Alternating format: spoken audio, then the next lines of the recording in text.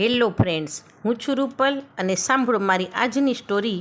મોહિની એક અનાથાશ્રમમાં રહેતી હતી।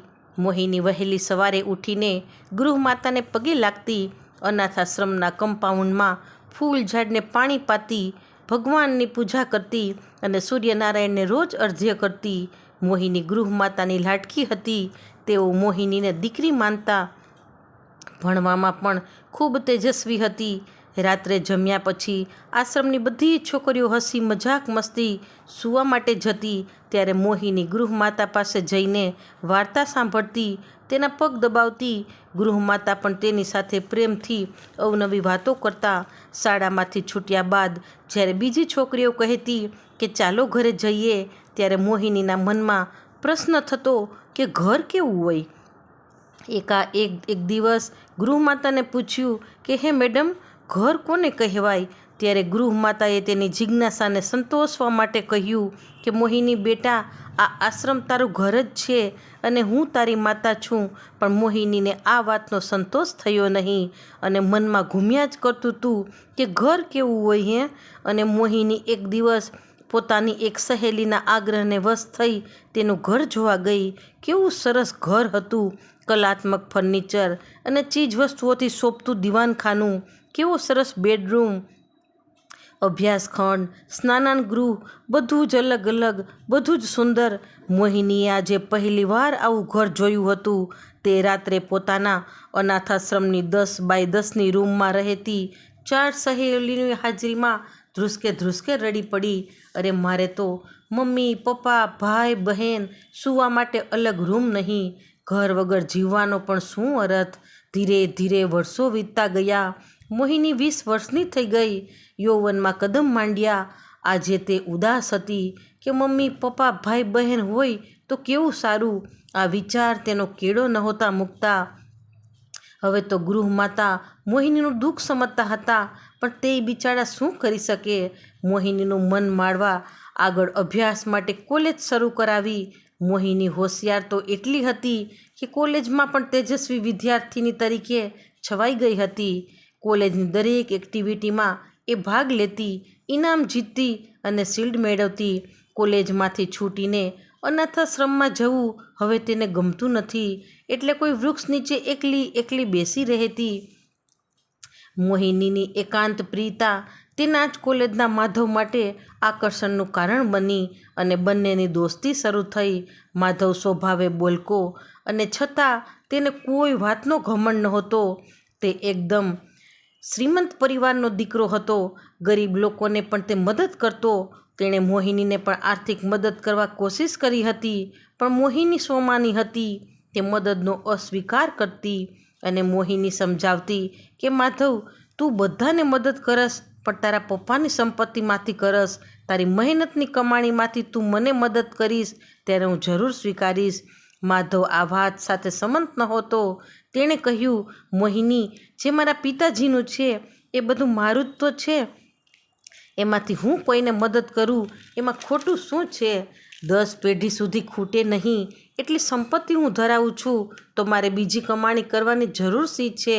મોહિની મૌન રહેતી, એને સમજાવવાથી કોઈ ફેર પડવાનો નથી એમ માનીને વાત ત્યાં જ ટૂંકાવી દેતી। માધવને મોહિની માટે માન હતું।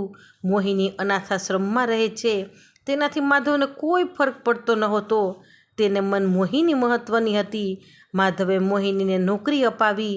મોહિની નોકરી કરી અનાથાશ્રમમાં આર્થિક રીતે મદદરૂપ થતી। માધવને મોહિની પસંદ હતી। ધીરે ધીરે બંનેની દોસ્તી પ્રેમમાં પલટી ગઈ। માધવ હવે અવારનવાર અનાથાશ્રમમાં જતો। ગૃહમાતાઓ તો માધવને જોતા જ ઓળધોળ થઈ ગયા હતા। ગૃહમાતાને હતું કે મોહિનીને માધવ જેવો છોકરો મળી જાય અને પોતાનું ઘર મેળવવાનું સપનું સાકાર બને તેવા આશીર્વાદ આપવા લાગ્યા। માધવ અને મોહિનીની મિત્રતાના સમાચાર માધવના મમ્મી પપ્પાને પણ સંભળાવા મળ્યા હતા। માધવના પપ્પાને તો માધવ માટે તેના જેવા જ શ્રીમંત ઘરની છોકરી ગોતવી હતી, પણ માધવના મમ્મી વિશાખા દેવી ખૂબ જ લાગણીશીલ હતા। તેણે માધવને કહ્યું કે બેટા, એકવાર મોહિનીને આપણા ઘરે લઈ આવ। આ મોહિનીને તો આ વાત સાંભળતા જ આનંદ વિભોર થઈ ગઈ હતી। મમ્મી શબ્દ સાંભળવા અને બોલવા માટે તો એ બાળપણથી તરસતી હતી. માધવનો બંગલો જોઈ મોહિની મૌન થઈ ગઈ. માધવને લાગ્યું કે મારો બંગલો જોઈને મોહિની સ્તબ્ધ થઈ ગઈ હશે, પણ મોહિનીને માધવની સંપત્તિમાં જરાય રસ નહોતો. તેની ભોળી આંખો તો લાગણી માટે તડપતી હતી અને માધવની મમ્મીને શોધતી હતી. તેણે માધવના બંગલાને બહુ મહત્ત્વ ન આપ્યું. એટલામાં માધવના મમ્મીને આવતા જોઈ એ દોડી તેના ચરણ સ્પર્શ કર્યા. વિશાખા દેવી પણ તેને ભેટી પડ્યા. મોહિની આવા પ્રેમ માટે તરસતી હતી. એની આંખ ભરાઈ આવી. માધવ પણ ખૂબ ખુશ થયો આ દ્રશ્ય જોઈને. હવે તો મોહિની માધવ ન હોય તોય વિશાખા દેવીના બંગલે જતી હતી. વિશાખા દેવી પોતાની સગી માં હોય તેવું મોહિનીને લાગતું. મોહિનીને જોયા પછી માધવના પપ્પાને પણ ખાસ કાંઈ વાંધો નહોતો. હવે વિશાખા દેવી માધવને કહેતા કે બેટા, મોહિનીના મમ્મી પપ્પાને આપણા ઘરે બોલાવતો, લગ્નનો પ્રસ્તાવ મૂકીએ. મોહિની અનાથાશ્રમમાં ઉછરેલી છે એ વાત માધવ તેના મમ્મી પપ્પાને નહોતી કરી. મોહિનીએ ઘણી વાર સમજાવ્યો કે માધવ, મારી હકીકત તારા મમ્મી પપ્પાને કહી દે, પણ માધવ તો તેના પપ્પાની જ બીક હતી. અનાથાશ્રમનું નામ પડતા જ લગ્ન તો શું, દોસ્તી કરવાની પણ ના પાડી દેશે. માધવ સમજાવતો હતો કે મોહિની, મારા પપ્પા એક પાકા વેપારી છે. તેને મન પ્રેમ એક વેપાર છે. તું અનાથાશ્રમમાં રહેલી છોકરીને એ પુત્રવધુ બનાવવા તૈયાર નહીં થાય. તેમ છતાં તારે તારી જાતનું અપમાન કરાવવું હોય તો તેની સાથે વાત કર. મારી મમ્મીને તો તું બહુ ગમે છે. તેનો સ્વભાવ લાગણીશીલ છે. તેને નાનપણમાં માતા પિતાની છાયા પણ ગુમાવી છે, એટલે તેને મા બાપ વગરના બાળકો પર વિશેષ લાગણી થાય છે. મોહિની બોલી, માધવ, તું પુરુષની જેમ વાત નથી કરતો. તને આર્થિક ચિંતાની લાગણી ડસી ગઈ છે. તું શા માટે પરાવલંબી બનસ? તારા સ્વાભિમાનને જગાડ. તારું પોતાનું તું પૂરું ન કરી શકે? પપ્પાના પૈસા પર ક્યાં સુધી તું નભીશ? ટીપાવું પડે તો ટીપા જે. મહેનત કર. મર્દ બનીને જીવન સામે ઊભો રહેવા તૈયાર થઈ જા. હું તારી સંપત્તિ જોઈને તારી સાથે લગ્ન નથી કરતી. મારે તો મમ્મી હોય, પપ્પા હોય, ભાઈ બહેન હોય એવું હું ઈચ્છું છું. માધવ બોલ્યો, મોહિની, એવું ના બોલ. તારામાં ને મારામાં ઘણો ફેર છે. તું મુશ્કેલીમાં મોટી થઈ છો અને હું એસો આરામમાં મોટો થયો છું. ગુડ બાય કહી મોહિની ચાલી ગઈ. તે રાત્રે માધવને ઊંઘ ન આવી કે મારે મહેનત કરીને કમાવવું જોઈએ. અને ગૃહમાતા પાસે જઈ અને માધવે માફી માગી અને બંનેએ સામસામી ફોર્મમાં વકીલની સામે સાઇન કરી.